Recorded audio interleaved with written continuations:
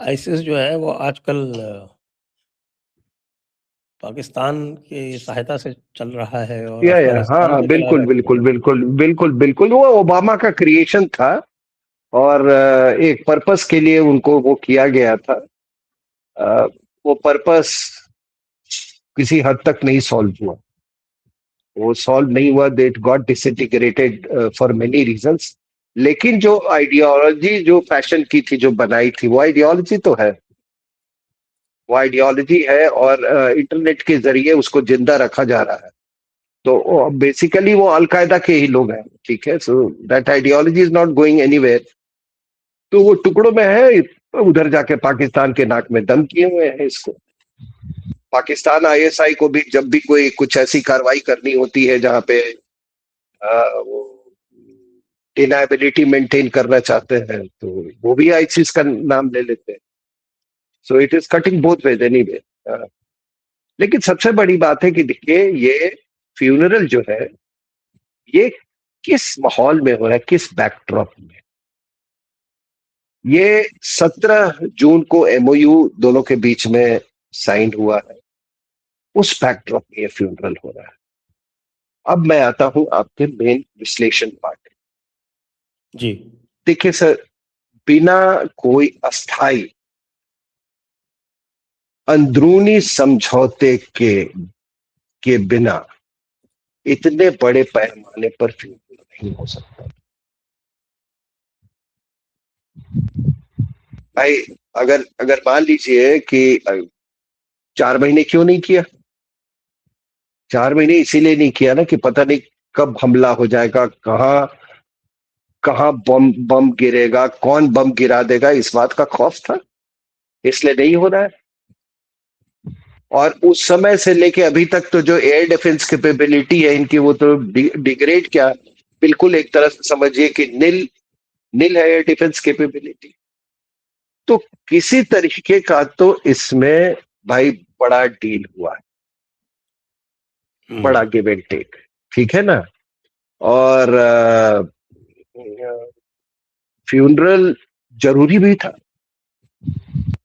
तो जरूरी इसलिए है कि ये जो रेजीम है उसके लेजिटिमेसी का, उसके वर्चस्व का सवाल है, उसके लेजिटिमेसी का सवाल है, उसके एग्जिस्टेंस का सवाल। और इसलिए भी जरूरी है कि एक पूरा डिमोरलाइज नेशन जो कि which has been, I mean, shattered, उसको गैल्वेनाइज करने का ये एक एक मौका भी है, एक टूल भी। तो ये देखिए, ये इसके जो इंटरनल डायमेंशंस तो है ही। अब ये जा रही है वहां नजफ और करबला, इराक में। तो आप देखिए, इसका मतलब लार्जर जियोपॉलिटिकल भी इसके डायमेंशंस है। यानी कि ईरान असर्ट कर रहा है कि शिया शिया का वो सबसे बड़ा लीडर है, वही है। This message is to the entire Shia community in the world, ठीक है ना सर। अब तो इसीलिए मैंने कहा कि इसके बहुत जियोपॉलिटिकल डायमेंशंस है और थियोक्रेटिक डायमेंशंस है। यह एक it's a political statement, it is a geopolitical statement, it's a theocratic statement. हमारे यहाँ लोग जो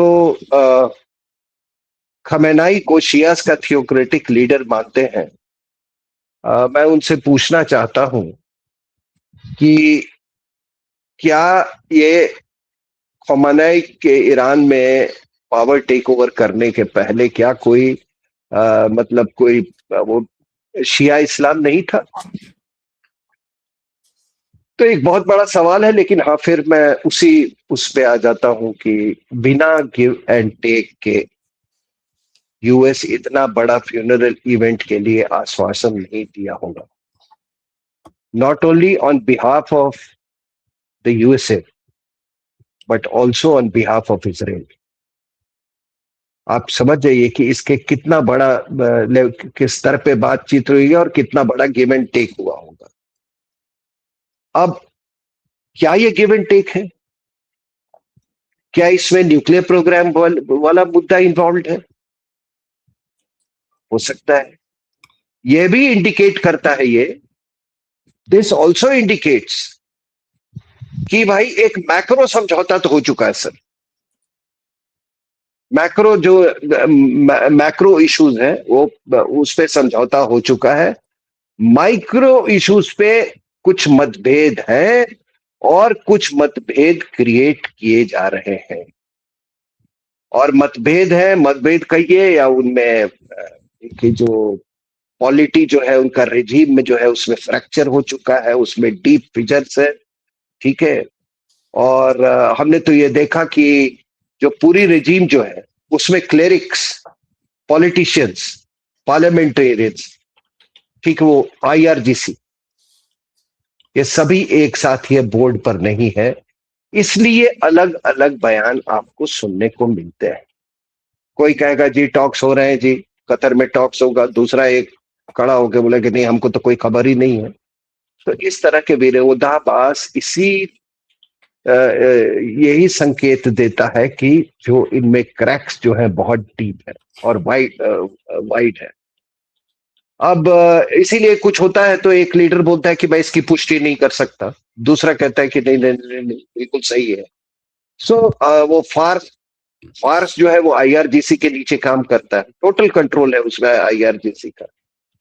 लेकिन अगर आपको लगता है कि मैं ये कुछ ज्यादा ओवरबोर्ड चला गया हूं विश्लेषण से, तो let me pose this question, where is Vahidi? Vahidi कहां है? आईआरजीसी कमांडर, कुछ अता पता नहीं है सर। और आपको बता दूं कि ये आई थिंक 9 जुलाई को जो माशहर में हमला हुआ था, उसके बाद से वहीदी का मतलब कोई अता पता नहीं है। और उसके पहले काफी दिनों तक वो डी फैक्टो लीडर था ईरान का। वो किसी की नहीं सुन रहा था। पेजेश्कियां द्वारा कैबिनेट को भी उसने मतलब उस पर ऑब्जेक्शन डाला था उसने, जब मिनिस्टर ऑफ इंटेलिजेंस हुआ था तो उसने उसको हटवा दिया था लेके। So he was the de facto leader. ये भी सुनने में आ रहा था कि वो जो ये क्लेरिक्स जो है, क्लेरिक्स तो खैर खत्म ही हो गए, ये मुस्तफा अगर जिंदा, उसकी भी बात ये बस उसको एक टोकन के रूप में वो यूज कर रहा था, एक टाइटुलर हेड के रूप में। तो ये सब इससे परेशान थे, पेजेश्कियां, आरागाशी, गालिबाफ, ये सब इस आदमी से परेशान थे। और यानी कि जो पॉलिटिकल सेगमेंट है और जो क्लेरिक सेगमेंट है, सभी परेशान थे। तो सर कहीं ऐसा तो नहीं है कि इसको रास्ते से हटवाया गया?